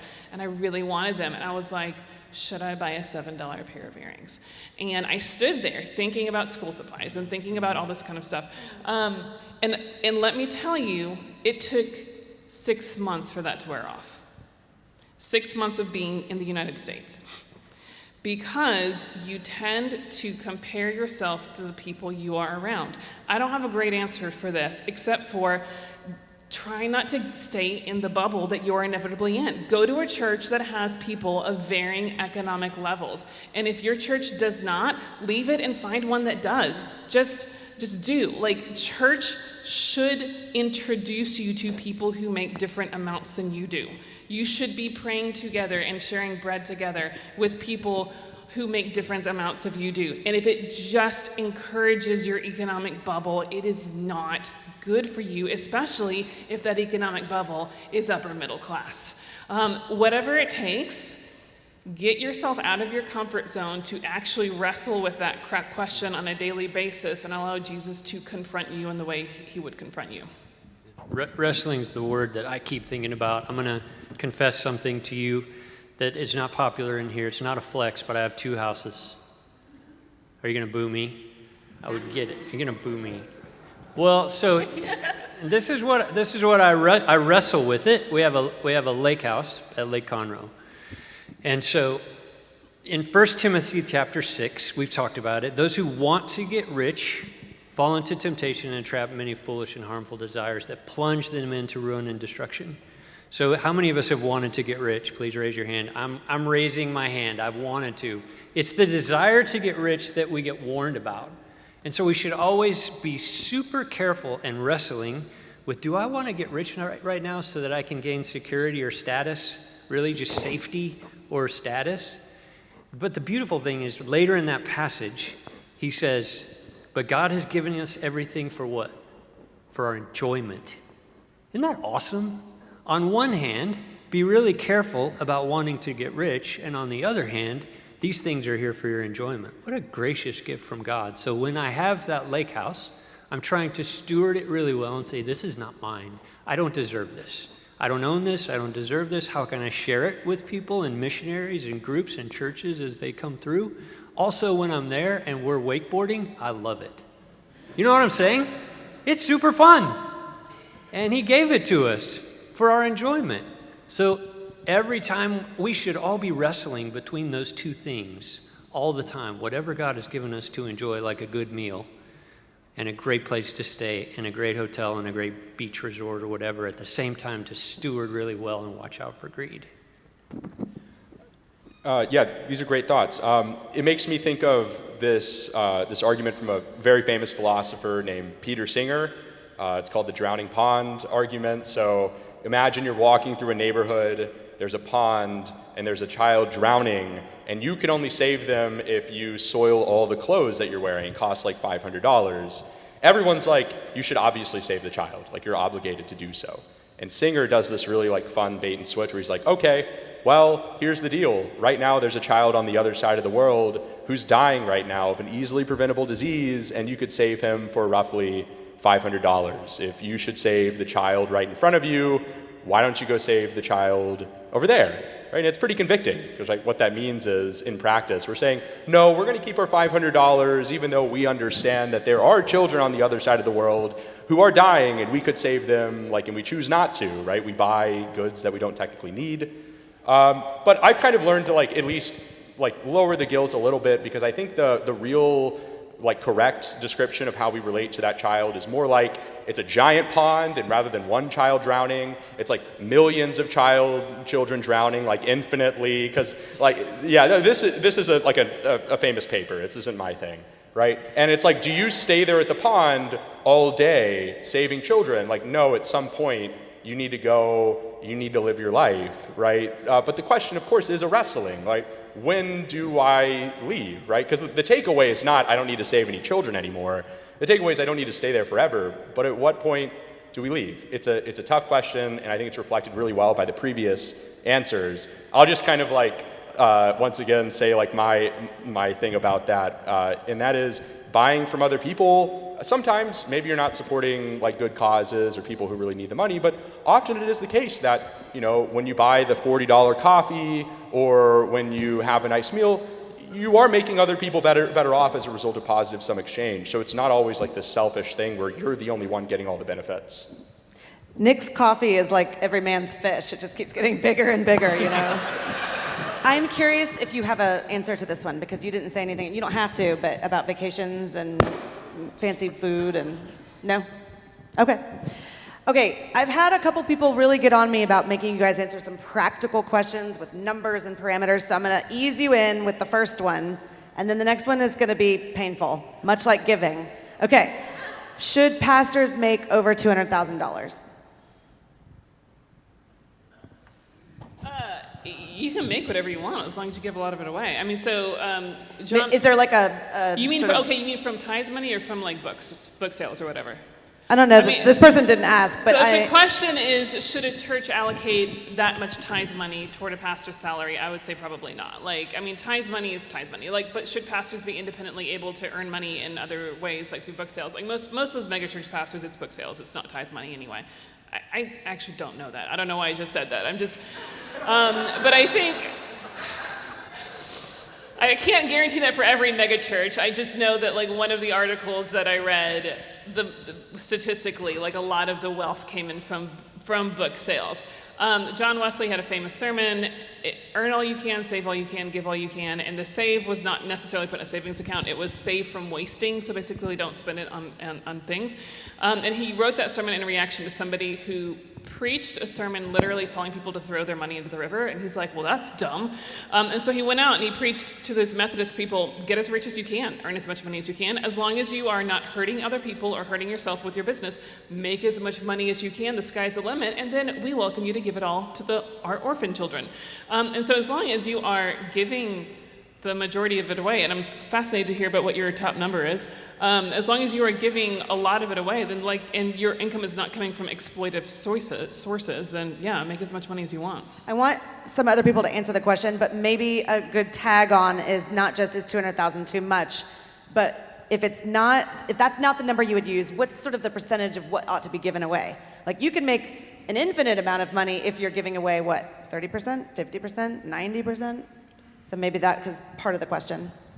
I think we kind of already touched on it already when we were talking about like giving needs to be uncomfortable. Like I think it's a hard question to answer. Everybody's going to have a difficult time answering this question because ultimately, like, yeah, should it be tithe money? But if a church is making billions of dollars and like they're giving away billions of dollars, is $200,000 really that much for a pastor to get? Like, now my argument would be that pastor is way too big, and that church should probably disperse the funds. Like but the thing is that like the ethics at play here are just so complicated, and there are so many questions you have to weigh and so many things you have to consider. So the numbers, I really don't like the numbers question, but I think that there's. But the name of the event is How Rich is Too Rich, so that's why I'm pressing you guys. If you're too rich that like you are just not ever thinking about money, like if you're never thinking about where your money should go or if you should spend it on this or if you could give it here, like I think back to what we were talking about, like the constant wrestling, the constant wondering if like, am I going to be uncomfortable? Like, have I given enough? Like, these are things that show that money isn't an idol, as opposed to just like accepting whatever comes your way. There's a great little book called God and Money. And in that book, God and Money, they actually give a financial finish line, which is what we're talking about, which is an income finish line and an asset finish line. Everyone should know what that is for themselves. If you're a pastor in downtown San Francisco, $200,000 doesn't get you much, right? If you're in Houston, it gets you a little bit more, so you can't really set that. And to me, there's dualism like baked into that question. Like, question for me as a CEO is $200,000 and too much. You know what I'm saying? We're all seeking to follow Jesus and be generous and to live simply and all those sorts of things without respect to pastor or business person. And I think it's equally a question. How much is too much for all of us? We should be asking that question. I think there's two questions in that. One is how much should a congregation offer their pastor? And the second is how much should a pastor be willing to take? And I do think we have the example of St. Paul, who refused to receive wealth in certain circumstances. And so reflection upon why did he do that could be helpful, because there are sometimes a pastor should take $0, and that is too much to take any. And there are other times a pastor can take money from their congregation. Okay. I'm trying, y'all. They're not giving me numbers here, but I'm going to move us along. How do you define, quote, savings? Technically, you're saving as soon as you receive income. Also, insurance is a legal requirement. This is really aimed at you, it doesn't say it, but how do you reconcile breaking the law to not have insurance? You didn't say that you don't have insurance, but. Yeah, I mean, not all insurance is legal. Some kinds of insurance is legal. Auto insurance. Yeah, like auto insurance and I think home insurance. But like life insurance is not legal. Yeah. And so like you could use that as an example. That's not a legal thing. Yeah, the legal, how willing are you to break the law for that? That's a question you can decide in your own conscience. I'm not advocating for breaking the law and not paying for car insurance. But the savings part is interesting. Yeah, so some of it does depend on a definition. And the way I think of it is there are multiple proverbs which do defend saving. So the one of the ant, look to the ant, you sluggard, is probably the most famous. But I think what that shows is, one, the limits of saving, which is, I don't know if teachers actually get paid like salary throughout the year, but assume they get paid like 9 months of the year. That'd be like a teacher saving up because they know they're not getting paid for the rest 3 months. So that's the kind of savings which is acceptable. There is a gray area. Like it's not clear. I'm not going to give a number or anything, sorry. But again, if the analogy I drew is making alliances with nations is forbidden. Kings are also forbidden. It's not an insurance question, but so there's something where you can go beyond and it becomes wrong, but there's a limited specific kind of savings which seems to be allowed, and that's what I would say. If you have a saving for a specific known purpose, I think is fine. Even if it's a famine that maybe for 7 years, that also is fine. But just for the unknown future, that I think I would say is wrong. Okay. This person asks Brandon if you think DAF, I had to ask what that was and then bury my head in shame because it's donor advised fund, duh. Anyway, ask Brandon if he thinks donor advised funds should have annual minimum giving requirement. NCF had an incentive for people not to give. The US has no laws requiring giving on any timeline within a donor advised fund. Meaning you could just put it in there and leave it in there. It's a good question. Yeah, it's a really good question. One of the criticisms around donor advised funds is that wealthy people who have a liquidity event of some sort, they might sell their company, but they'll give part of their company away before they sell it to their donor advised fund, and then the appreciation from the sale is all in their donor advised fund. So they might have millions of dollars that they've socked away in their donor advised fund, which they don't, some of them, will do nothing with because they're not naturally generous. They just didn't want to pay the Treasury, didn't want to pay the IRS. So yes, I actually think there should be more requirements around granting from donor advised funds over certain periods of time. That's a really good question. I'll point you to the person that asked. No, I'm kidding, I'm kidding. Some of y'all's names I have in my phone, so you know. Okay, this question is for Nick. How does Scripture speak to us at all on the issue that you spoke to? I get it's a different context, but there has to be some way it controls our approach to money. Yeah, I mean, I wish there was a bit more specificity on like the particular kind of way we use our money in the question there.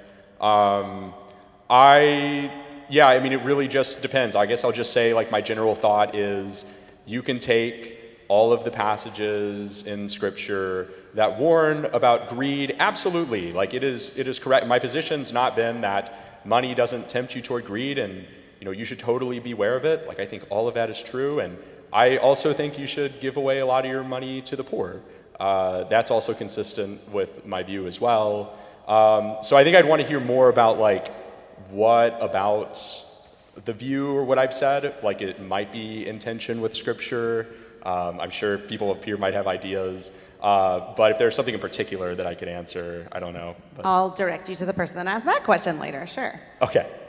For Matt, what is your proposed solution for someone who, to no fault of their own, makes a great deal of money? I want to meet a person who's accidentally, like, I was just falling in my lap, Okay, but what's your proposed solution for someone who, to no fault of their own, makes a great deal of money? Is it necessary for them to zero out their accounts at the end of each month? So I think I am a person who, through no fault of my own, makes a great deal of money. So it's a question that could have been written by me, but it was not. So I have a lot of personal wrestling with this, and what do you do with that? And I think it was Brandon said about the First Timothy, and one of the things you have to learn to practice is thankfulness and appreciation for the gifts that you have been given. And that can be difficult with that wrestling of, should I not give this away? If I give a parable, the simple life is better because it's the life with the best view of the stars. What is this wealth prohibiting me? Like literally, Houston, you cannot see the stars. And so our sight is blocked. And so that is a question that has to be wrestled with, but I think thankfulness is a key for what you do with your wealth, and then beyond that, the specifics can vary, but I do think finding ways to be thankful for the gifts that you've been given, and then how do you actually use this well? That's the question all of us have to deal with in wealth. I'm going to ask one last question, and then we're going to wrap up. Since money does a lot of good things, and the USA is the wealthiest country on earth, why are we so sick, lonely, broken, and godless? Really cheery, but I'm hoping they'll give us some encouragement and hope on the way out. So, since money does a lot of good things and that the USA is the wealthiest country on earth, why are we so sick, lonely, broken, and godless? The love of money is the root of all kinds of evil, and we see the implications of that in our own country. And I work all the time with really miserable rich people. So if you want to get rich, it's not the answer. And I think we see the implications of that even in our own country. Yeah, so there's There's a lot of reasons why. I mean, well, healthy, I take it like spiritually healthy, like physically, like in terms of medical stuff, we're doing pretty well. But there's a lot of different hypotheses, right? One might be like the declining of religiosity is one. Maybe like worries about income inequality gets people pretty upset. I also think keeping up with the news and politics is a huge determinant of why people are really unhealthy. That was my stick from last year, but it's totally true. But I will say a lot of these things don't explain why there's also been a really precipitous drop in happiness since like 2020. All those trends have been going on for a while, but there's this recent paper by an economist that basically he says America was like reasonably happy for a while, which I do think there's good reason to think that is because of their wealth, but I probably can't settle that now. But basically by 2020, it just dipped. And this was among, actually the hardest hit people were like pretty rich, educated people. And yeah, there's a lot of, I think we're still trying to figure that out. Some of it is inflation really is like very visceral, right? So like you could say like stuff's happening in the economy and like, you know, blah, blah, blah, but people know exactly like how much gas is costing them or how much like basic groceries are costing them. And that can really, that can really mess them up. I'd also say the declining trust in institutions that probably exacerbated after 2020. You know, one thing that makes you feel good is that you can trust the government, you can trust public health. After 2020, it just seems clear, regardless of where you are on like the political spectrum, these institutions have lost a lot of trust. So that means, who do I trust anymore? I kind of have to turn in. So there's a lot of different reasons. I think people are still trying to figure that out. Like that's a really tough question that I don't think admits of like one hypothesis. We have 2 minutes for 3 more people if you want to say something quickly. I thought about ending on the question. Somebody asked, is it permissible or okay for Sarah to ask for donations for Theology by the Pint? But that's a great segue to what I'm about to do. Okay. Can we dim the lights? I'm kidding. No, just a couple housekeeping things before I'm going to ask Meredith to pray us out. But if you have heard something tonight that you really like or you don't like and you want to come chat with these guys afterwards, I encourage you to do that. But also if you just have questions in general about what it means to follow Jesus, this is literally our favorite thing to talk about that. So please come and find me or any of the other leadership team members. Beth and Meredith are both on our leadership team. We would love to go grab a beer with you and talk about that. Regardless of your thoughts about how you should spend your money, we want you to love and follow Jesus. So, I will tell you about a couple upcoming events in June. June 9th, we're going to be at Matt's church, actually. And we've called it Drink My Blood because it's spicy, but it's about communion, the Lord's table. What is happening when we eat the bread and drink the cup? Is it really blood and flesh? And yes, we're going to have a Catholic on the panel, so that's going to be fun. And we're going to be drinking red wine that night. I know. So we're going to have beer. Don't you worry if you're a beer drinker, but we're also going to have wine because it seems fitting. I don't know, maybe we'll have sourdough too or something. Oh man, I'm getting ideas. Okay, August 11th, we're going to be tackling the topic of the Holy Spirit, that sort of mysterious third person of the Trinity. And what does it mean that he lives in you, and how does that work? And then September 15th, it's right around the corner, is our annual fundraiser. And we always do pub trivia and a brew-off where home brewers compete and they make delicious beer. In fact, one of the ones we had tonight was our winner from last year. So if you or somebody that you know brews your own beer, a couple guys already talked to me and I want to find you afterwards, come talk to me or pass the word along or connect me because we want to have as many home brewers as possible. And that event is actually going to be in the other room of this church that's being redone right now. So it's going to be very fancy. I made a joke about asking for money, and I am joking a little bit, but I will tell you that Theology by the Pint only exists if we bring in donations. So if you like what we do and you do want to support us and you do want to give, you can go to theologybythepint.org. The Give page has the button for NCF or other ways to give. And you can give lots of different ways. If you want to sponsor something at an event, maybe you want to pay for the food at an event or all the beer or the wine. Maybe you want to provide scholarships for other people. There's lots of ways that you can do that. You can come and talk to me. But do consider giving. And I will tell you, if you give $50 a month or more, you get to come to our events quote, for free. So that just makes it easier when you're coming. You just, sign up for free and then Bob's your uncle. So I think that's all I've got. Will you pray for us? Let's pray. God, we are so grateful for that which we have been given. We are so grateful for every gift in our lives, and forgive us when we forget how blessed we are. Open our eyes to what we have received. Make us truly grateful, and give us generous hearts to love as you have loved us, and to serve as you have served us, that even as we have been fed, we may go forth to feed others. In the name of the Father, and the Son, and the Holy Spirit. Amen. Thank you. Thanks. Hey, I want to take a quick before we